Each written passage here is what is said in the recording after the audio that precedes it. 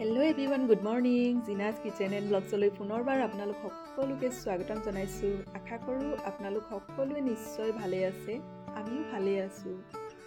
আৰু এয়া ৰাতিপুৱা সময়, বতৰটো আকাশত অকণমান ডাৱৰীয়া ডাৱৰীয়া হৈ আছে। ৰাতিপুৱা ফ্ৰেছ বতাহ অকণ ল'লে এনেকৈ ভাল লাগে। আৰু এতিয়া যিহেতু ঠাণ্ডাটো যাবলৈ ধৰিছে, দিনৰ ভাগত কিন্তু অলপ গৰম হৈছেগৈ। এতিয়া ৰাতিপুৱা বাহিৰত অকণমান মুকলি বতাহ খালোঁ। তাৰপিছত এতিয়া আৰু নিজৰ যিখিনি দায়িত্ব সেইখিনিতো ৰাতিপুৱা কৰিবই লাগিব। এয়ে মই পানী অকণমান বহাই লৈছোঁ, যিহেতু ৰাতিপুৱা শুই উঠি অকণমান গৰম পানী খাওঁ আৰু সেই পানীৰে মই আটাও সানো। এতিয়া মই প্ৰথমে আজি ষ্টভটো মোহাৰিবলৈ নহ'ল, দেৰি হৈ আছে খৰধৰকৈ। সেয়ে মই প্ৰথমে যিহেতু চচপেনটো বহাই ল'লোঁ পানীখিনি গৰম কৰি, আৰু ইয়াৰ পিছতে মই ওপৰে ওপৰে যিখিনি মোৰ আকৌ ৰাতিপুৱা ধুনীয়াকৈ চাফাকৈ মোহাৰি লওঁ সেই কামটো আকৌ কৰিছোঁ। যিহেতু ৰাতি কৰি থোৱা হয়, পুনৰ আকৌ সেইখিনিকে কৰোঁ। আৰু যিহেতু মই আজি ৰুটিয়ে বনাম, আকৌ ৰুটি বনাবলৈ আকৌ যিবিলাক বৰ্তন দৰকাৰ হয় সেই আটাইবিলাক মই পুনৰ ধুই লৈছোঁ।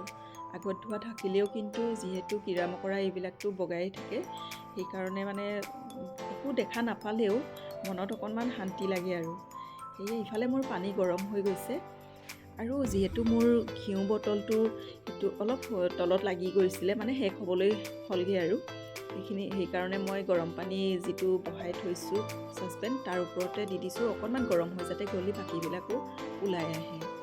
আৰু ইফালে মই আটা ওলাই ল'লোঁ। ইফালে মই কাম কৰি আছোঁ। ৰাতি যিবিলাক বৰ্তন ধুই থোৱা হৈছিলে সেই আটাইবিলাক নিজৰ নিজৰ জেগাত আকৌ ৰাখি থ'লোঁ। আৰু পাকঘৰৰ ডাষ্টবিনটো যিহেতু মই ৰাতি ধুই থওঁ, জাবৰবিলাক আজৰাই মেলি বাহিৰত থৈ অহা হয়, আৰু সেই ডাষ্টবিনটো মই কভাৰ লগাই লৈছোঁ। আকৌ এইফালে আটা সানি লৈছোঁ, ধুনীয়াকৈ আটাখিনি লগাই থৈ লৈছোঁ, অলপ সময় ৰেষ্ট হ'বলৈ থৈছোঁ। ৰাতিপুৱাৰ সময়কণ অকণমান কম হয় বাবে মই বহুত বেছি কিবাকিবি কৰিবলৈ নবনাওঁ। আৰু আজি মই বিলাহী আৰু আদা দি তেনেকৈ ভুজিয়া বনাই দিম। তেনেকৈ খাই তেহঁতে ৰুটি কিন্তু ধুনীয়াকৈ খাব পাৰে।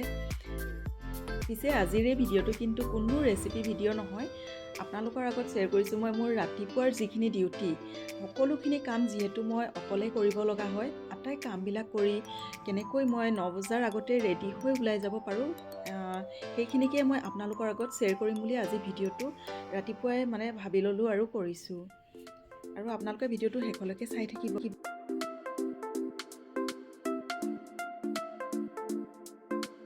আৰু ইফালে মই ৰাতিপুৱা ব্ৰেকফাষ্টৰ কাৰণে বিলাহী প্ৰথমে ভাজি ল'লোঁ, তাতে পিছত কণী মিলাই দিম। আৰু এইফালে আটাখিনি আকৌ ধুনীয়াকৈ মোহাৰি লৈছোঁ।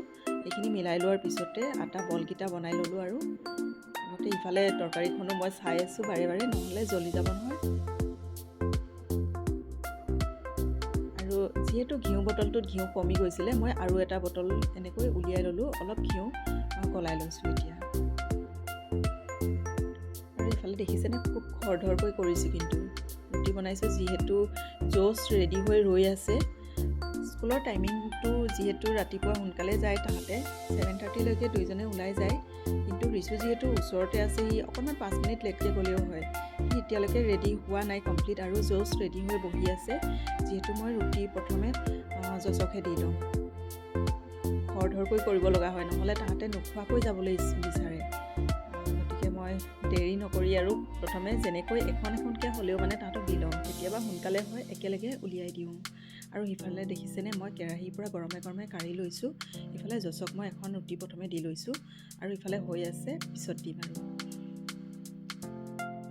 বাকী থকা আটাই ৰুটিবিলাক মই একেলগে বনাই ল'লোঁ আৰু হটকেছত ভৰাই গ'লোঁ।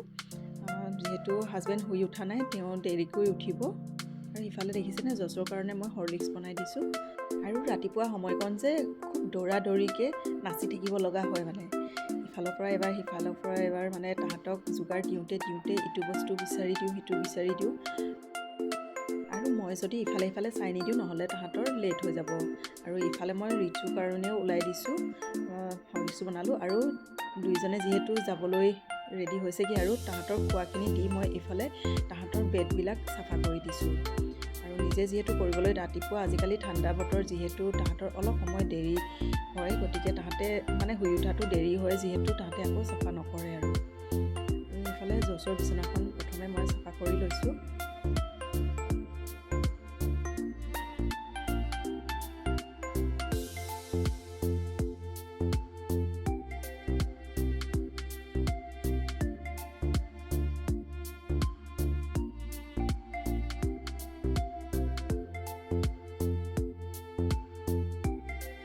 তাৰ বেডখন এতিয়া চাফা হৈ গ'ল।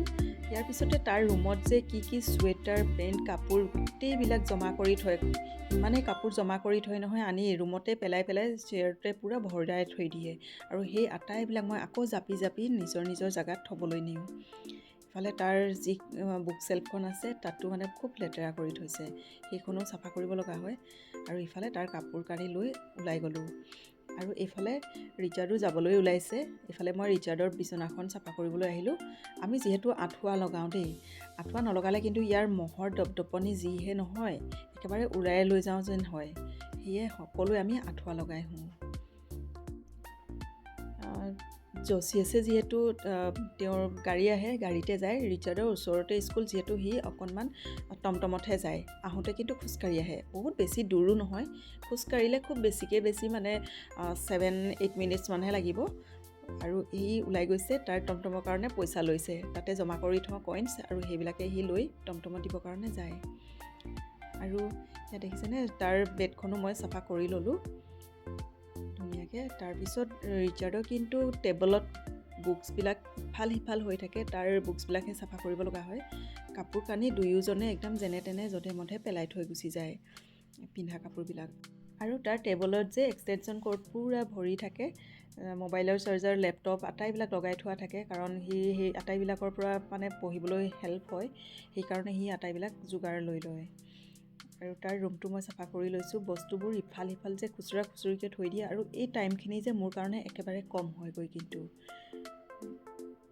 দেখিছেনে দুইজনে ওলাই গ'ল। আৰু ইয়াৰ পিছতে এইফালে দেখিছেনে যোৱাৰ ৰাতি কিন্তু মোৰ চাউল আহিছিলে আৰু চিলিণ্ডাৰ আহিছিলে, এই দুইটাই মই জাগাত থৈ লৈছোঁ।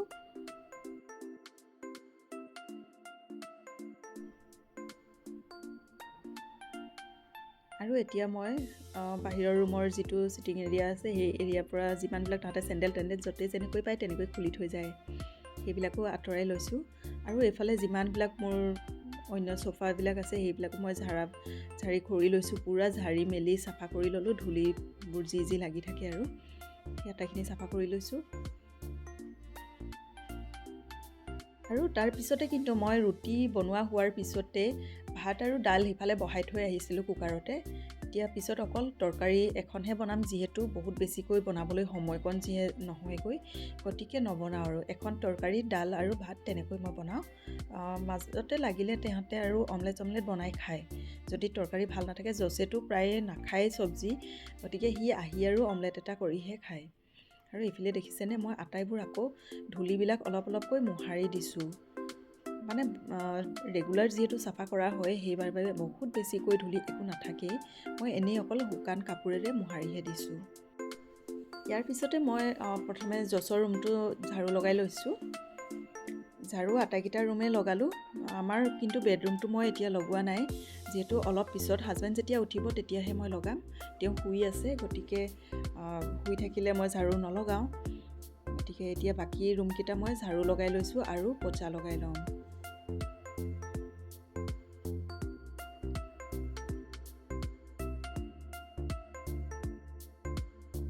এইফালে মই ঝাৰু লগাই থাকোঁতে সিফালে মোৰ ভাত আৰু ডালৰ কুকাৰে কিন্তু চিটি লগাই দিলে।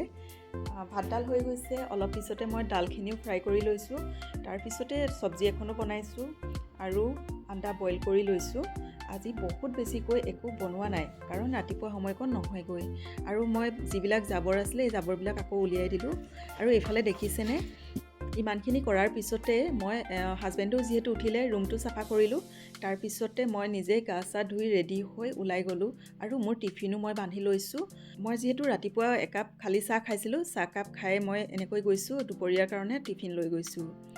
আৰু আজিৰ এই ৰাতিপুৱা ব্যস্ততাৰ ভিডিঅ'টো আপোনালোকক কেনে লাগিল শেষত জনাবলৈ কিন্তু নাপাহৰিব।